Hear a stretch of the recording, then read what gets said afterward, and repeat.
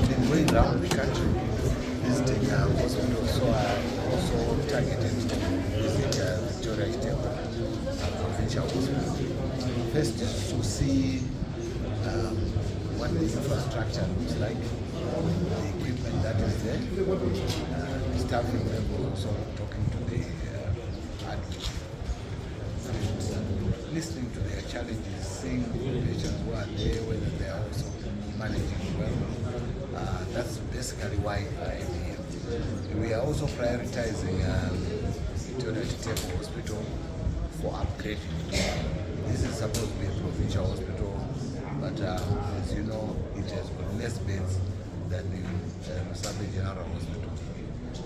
We would want to see it upgraded to a level where we can have maybe 500 beds or so.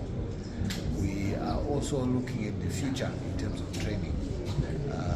We want to increase the number of trainee nurses who are being taken here. Currently, I understand they are only having 2 intakes instead of 3 intakes, which other training institutions are taking. They are only training RGNs, no nurse specialists, but we want to see if we can increase the intake of the RGNs plus the specialist trainings for nurses. We obviously also want to increase their capacity in terms of training other cadres. We know there's a private university here, but it wants to partner with them to train medical students.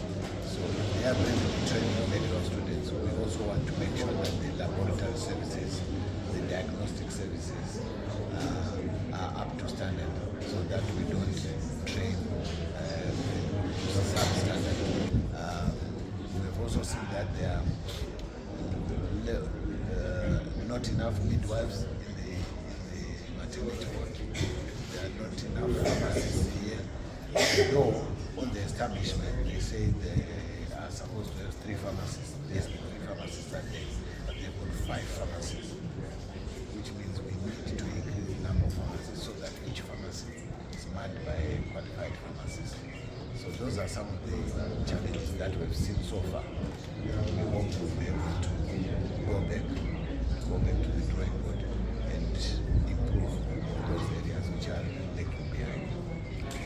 We now also are doing procedures that we were not doing before. We are now doing neurosurgical procedures, orthopedic procedures. Amongst that, we also have dialysis and even radiological services that we are now offering since then. We've received quite a lot of equipment through the government support to this hospital and to the people of Manekaland, and that has enabled us to do that service provision adequately at the Victoria Chitepo Provincial Hospital.